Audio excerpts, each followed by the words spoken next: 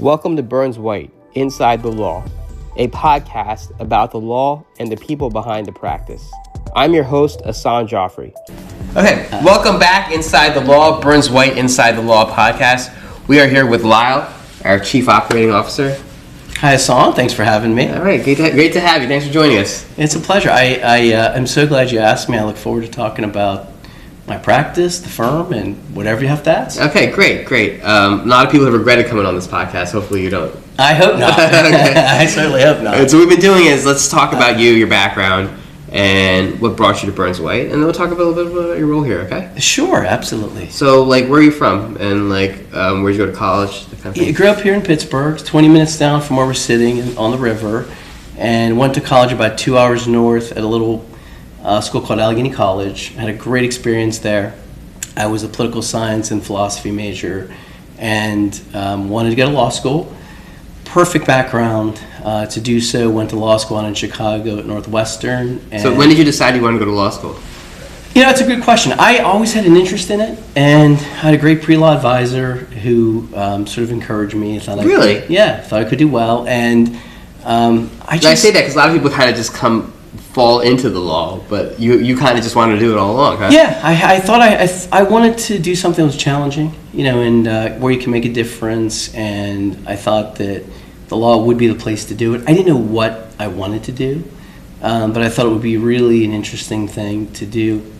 Watching people speak, hear them make arguments, see them write, it just sort of appealed to me. Right. And the college you went to, where is that located? It's in Meadville, PA. Okay. It's a liberal arts school, and it's the kind of school that it prepares lawyers, doctors, and I was glad I went there for the profession I chose. What attracted you to that school?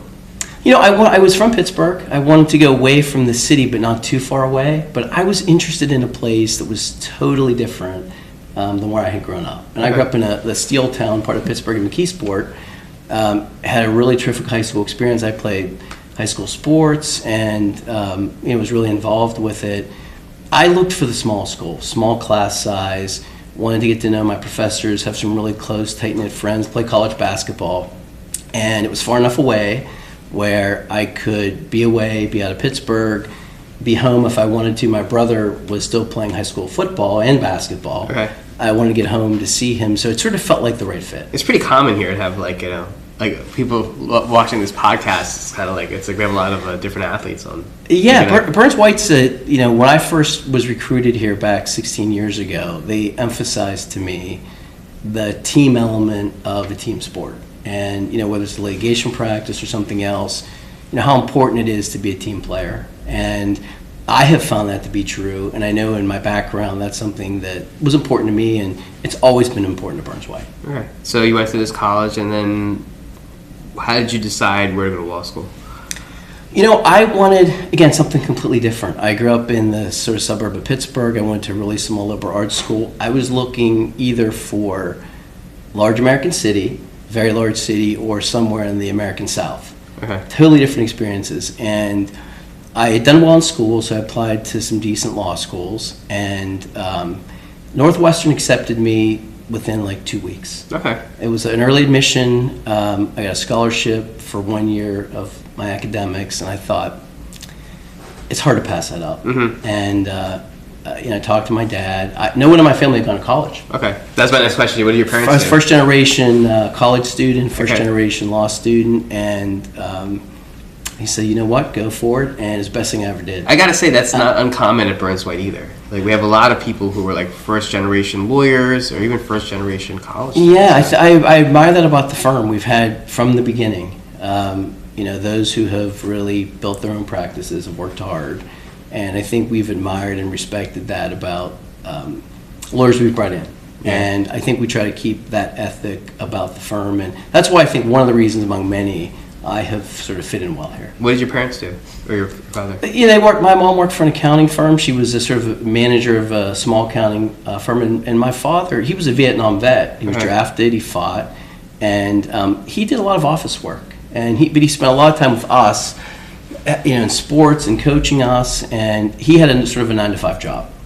Invested it in us. We really enjoyed and benefited from that. So for me, getting into a professional background, this kind of a career and experience, I was like a fish out of water. Yeah. So you sort of have to grow into it because, again, it's a very common experience at Burns White. I think it's a Burns White thing. Yeah, no doubt about it. Yeah. So you went to Northwestern. Yes. And what brought you back to Pittsburgh?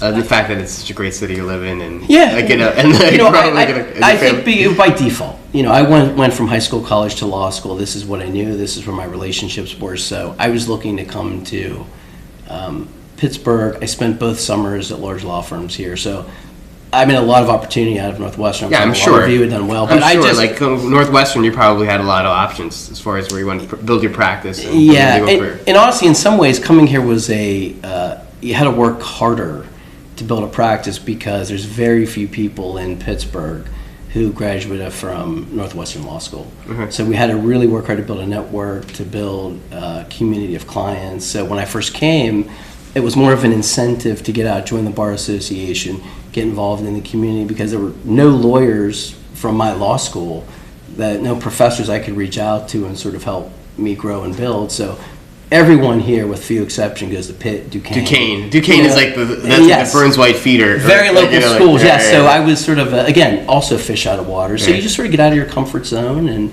you see what happens. And so when you first came here, you worked, I guess, at one of these big law firms. Yes. And, well, I had a great experience there. It wasn't a big firm when I joined it. Okay. It was sort of a mid-size, aspiring to be a national firm. So I got great experience. Learned how to practice law, be a litigator, and by the time I had left it, it had become a large international firm where I had no work in Pennsylvania. I was all across the United States, trying big cases, working on big cases. I had 2 young kids by the time I had left the firm, so I was looking for a place more Pennsylvania-centered, where I could grow and build a practice. Yeah, that's what I was saying. That's what attracted me to come here to Burns White. What prompted your move from that firm to Burns White? Yeah, and Dave White recruited me and thought that he did not have a really strong litigation practice in the way he thought he could build it, and suggested that if we worked hard enough and put in the time and had a strategic plan, he thought we could build litigation practices that this firm hadn't seen.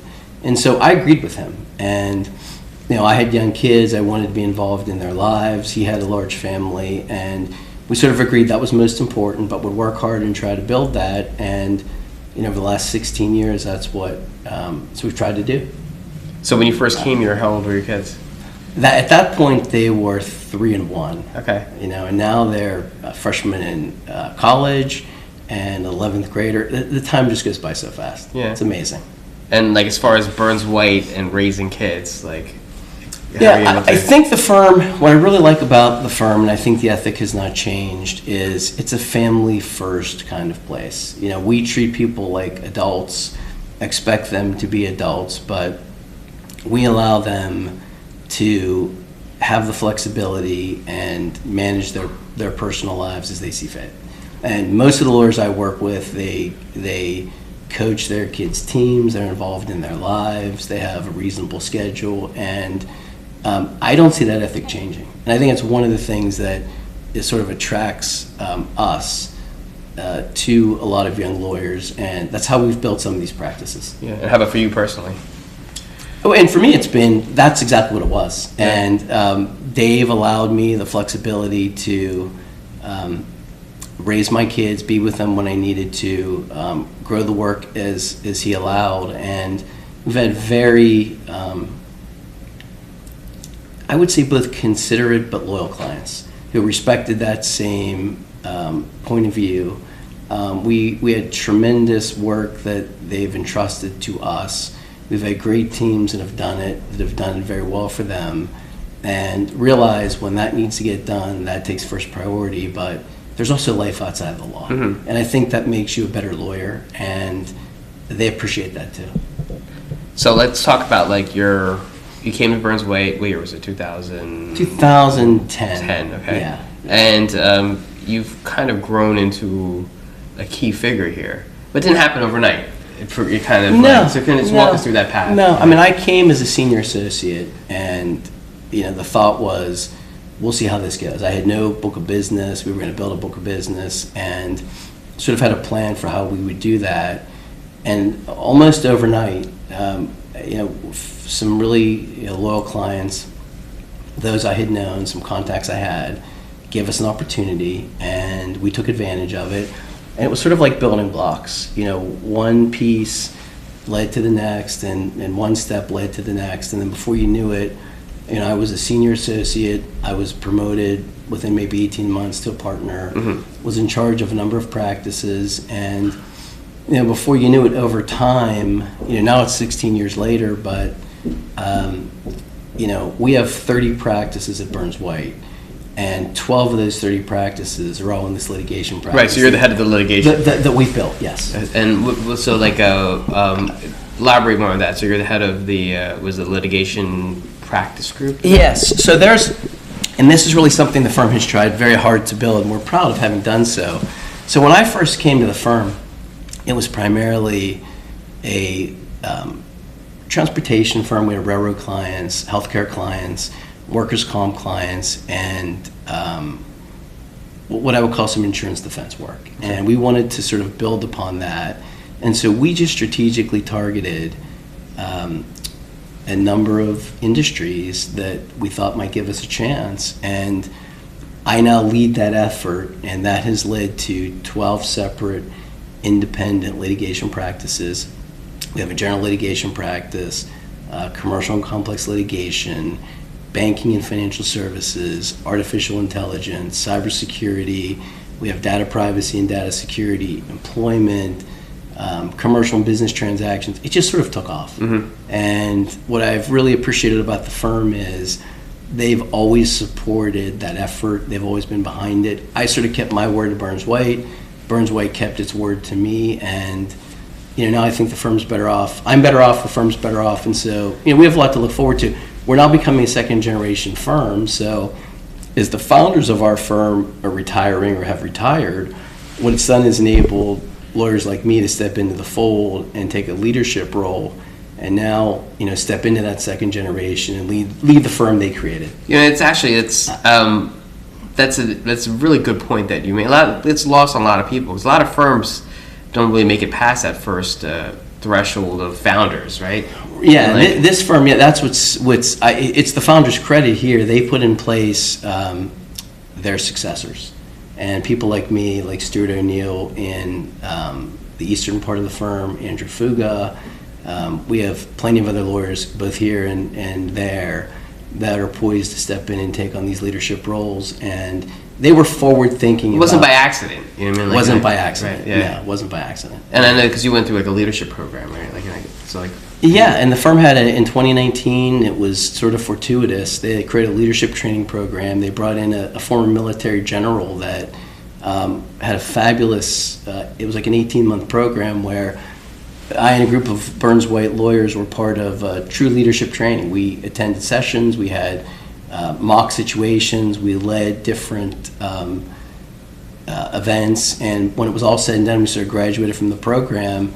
Then next year, COVID hits, and Dave White, who was the founder of the firm, retires, and I was sort of ready-made to step into the COO role, which I did.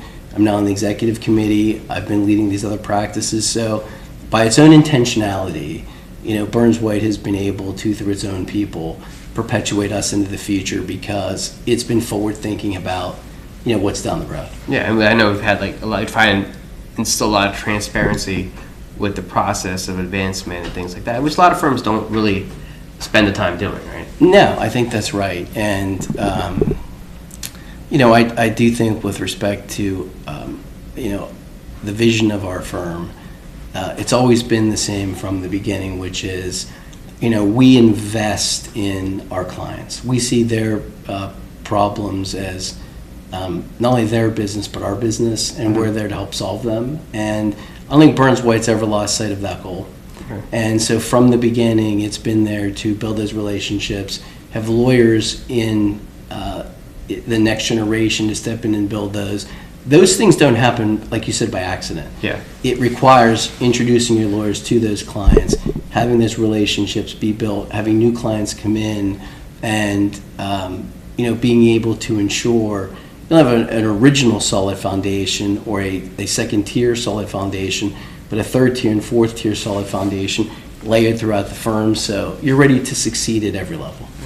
Let's step back for a second, talk a little bit more about you as a person. Sure. So, like, you're married for how long now? My wife is from Pittsburgh. I met her after I came back from law school. Okay. Almost 22 years now. Okay. I believe. It goes by fast. Okay. Very fast. So you met her after law school? After law school, and she's a nurse practitioner, so she's from Pittsburgh. We have 2 boys. I have a freshman in college. And where did you go to school? University of Pittsburgh. Okay. Yeah, All right, okay. And he's in the pharmacy program.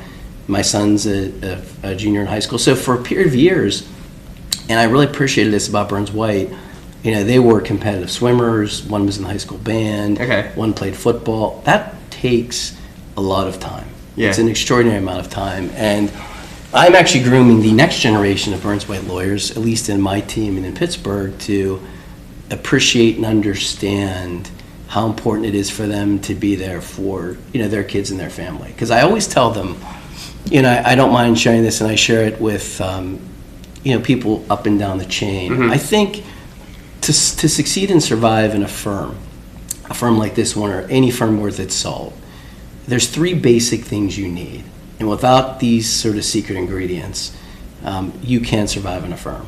The first one is you have got to have, whatever form this takes for you, a stable home/family life. Yeah, I practiced 100%. For years with some lawyers in my first firm. They were going through rough circumstances. Yeah. They could not serve those clients well. Yeah. And so we want to support them in that endeavor. That's very important. But it's also important, the second thing is, you don't have to love them, but you have to like your colleagues. Yeah, you have to respect them, you have to enjoy being with them, and you have to come to work in a place where you feel like you're supported and they support you. And the third thing is, you don't have to be, the picture of health, but you need decent physical and mental health, which is why, in going back to the team and athletic aspect of this, we want our lawyers to be physically and mentally fit. Can't do this job if you're not well and healthy for yourself. Yeah. And so we try to promote that and promote sort of the whole person. Wellness, because you serve your clients better, you get better results. And life is short. And life is short. Life is short, and there's certain things you have to prioritize,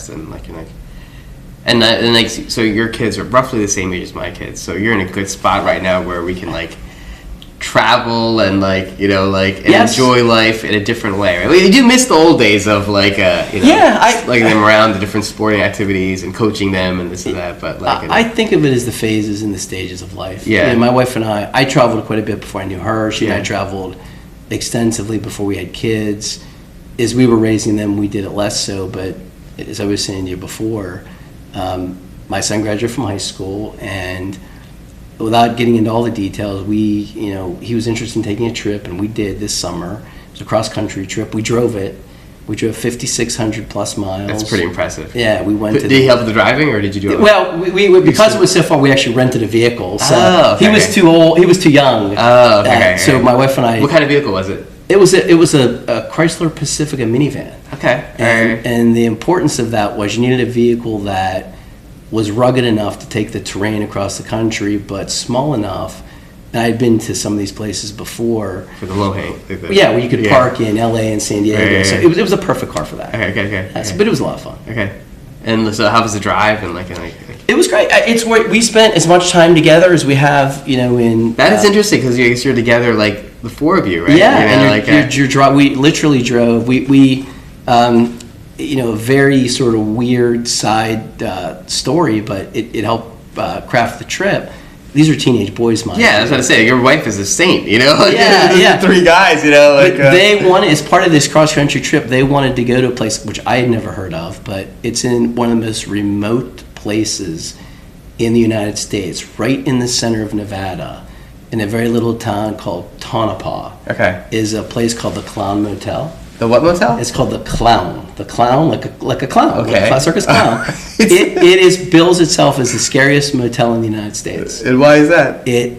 First of all, where it's located. Okay. But every room sort of is themed. Okay. And so they have a scary, type theme for every single place. The walls talk to you, they move. It's on a graveyard site. Oh my gosh. They wanted to go there. So we made it part of the trip, and the reason that was so important was to go out toward LA and San Diego.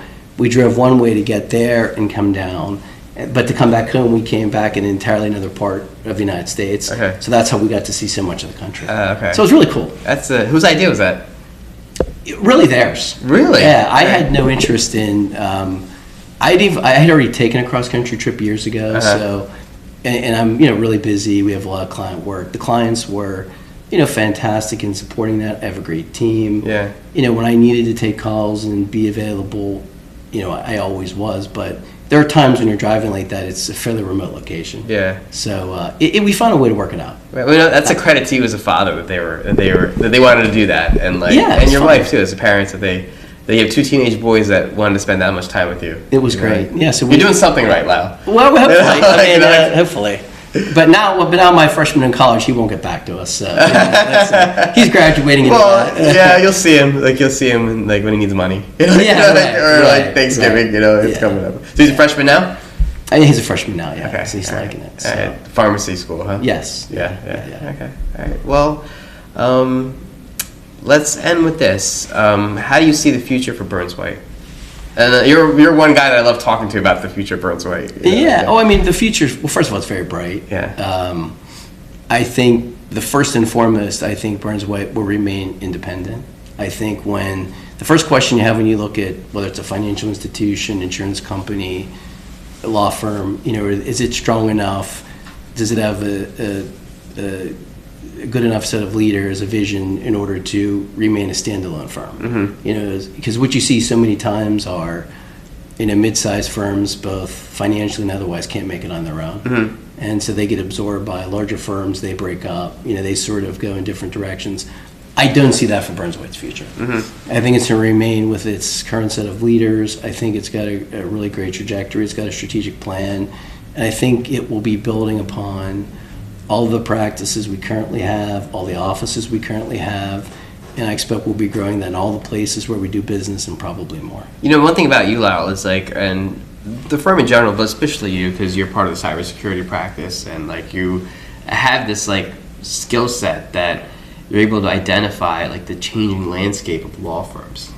So if you speak to that a little bit. Yeah, I mean, it's just different. It's constantly evolving. Yeah, we created way back in 2015 the cybersecurity practice, which itself has evolved ultimately into data privacy, artificial intelligence, cybersecurity. I think you have to see the future coming. Yeah. And you have to plan for it and have a vision. You can't let it come to you. Yeah. And that's what I think distinguishes the firms that go from first to second generation, and then in the second generation actually thrive and survive.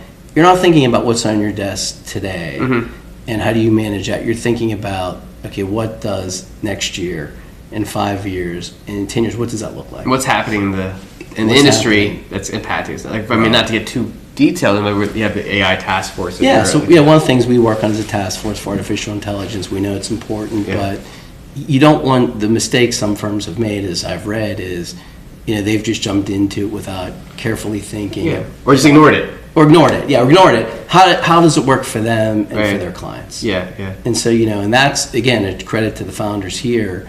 They've made, good, strong, strategic decisions, thoughtful ones, not just reacting because, you think you have to do it. Yeah. So that's what we try to do. Yeah. No, I think we have a very strong group of partners and a really strong group of leaders, and we have an excellent foundation that was handed to us. So it's sort of our charge to take that, build upon and grow it, and then sort of take it and hand it off to what's going to be the third generation. Yeah. And so in 20 years or 15 years or whenever it is, someone else is sitting in these seats, they can have the same conversation and say that, we're now the third generation. Right. Here's how the second generation passed it on. Hopefully we'll handle it as gracefully as they've handled it to us. Exactly. No, it's interesting. I had this conversation with you where it's a strange feeling when you kind of look around and you're who's the adult in the room? And it's I guess we're the adults now, right? Yeah. Because you're used to having somebody to kind of like, to guide us and this and that. But it's like those people are kind of like becoming fewer and fewer, I guess. And that's why I'm so grateful to the lawyers that have mentored and have groomed me over the years, because you get to a place where when you're the person that's ultimately the partner in charge of the case, making the strategic decisions, appearing in court, giving the clients guidance, making sure that you're serving them well, you want to have all the confidence in the world that not only do you know how to do that, but they know you know how to do that, and they want to keep giving you more because you have good lawyers behind you that will enable that to happen. That's what I learned by watching great lawyers that taught me, when I first started at Reed Smith, but then here. The likes of Dave White and Mary Jo Rebello and Bob Dapper. So when this generation now has come to us, I mean, really, to be honest with you, it's not only are we ready to do that, now we can sort of do it with our own style. Okay. So we look forward to it. Future looks bright. Yeah, I think so. All right. Well, thanks, Lyle. Appreciate your time. Thank you. I really appreciate Thanks for joining us. Okay, thank you. The information contained in this podcast is considered an outline intended to be supplemented by an attorney. The information is not legal advice and should not be considered as such. Thank you for joining us. If you have any questions or comments regarding this episode, feel free to email us at podcast@burnswhite.com.